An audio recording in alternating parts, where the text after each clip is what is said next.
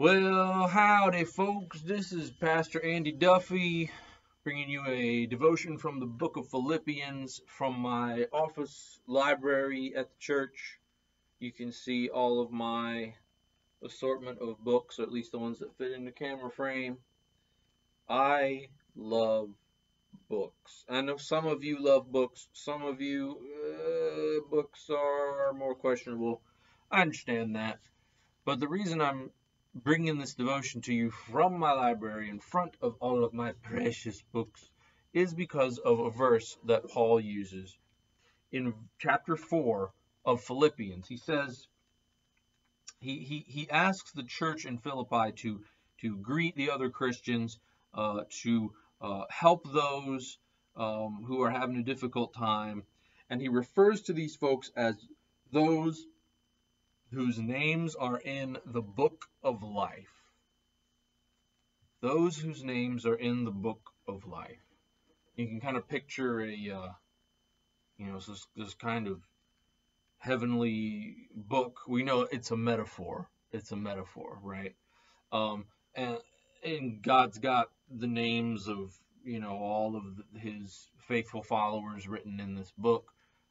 Sometimes we picture like a guest book, at a wedding or a funeral or something. Sometimes I think of like a yearbook, like in school, and the end of the year you go around and get everybody to sign it, right? So later on you're like, oh, look at all these names of my friends, right?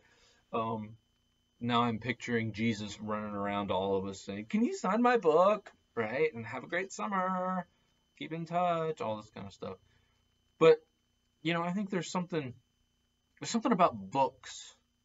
They're like records of things, thoughts. They don't change so much. They're like stuck in the time that they were written, right? Like any of these books came from a particular author at a particular time, right? They don't know what the future holds, right? Some of them could hold information they thought was correct at the time, and maybe they've changed their minds now, right? Sometimes we go back and we go, oh, what did this theologian say, 50, 20, even last year? Well, their mind may have changed, right? Books are a snapshot into the thoughts of a particular time, or the way that a story is told from a particular point of view. And I wonder about this image of the faithful Christians being in God's book of life, right? If God's book is it just a list of names, or is it a storybook in which we all have a part to play? We show up in certain chapters, right? Of course, God's book is so huge, our few chapters are probably almost barely noticeable. I also wonder about our lives. If your life is a story, how many chapters of your life book would God take up? How often would he be mentioned? Would he be the constant friend, the mentor, the guide throughout the whole story? Is the story really about your life or my life and God? Is that what, Me and God by Andy Duffy? Or is God, he shows up here and there, significant moments, God like, oh, and end of this chapter, and then 5 chapters later, God comes back and does something really significant?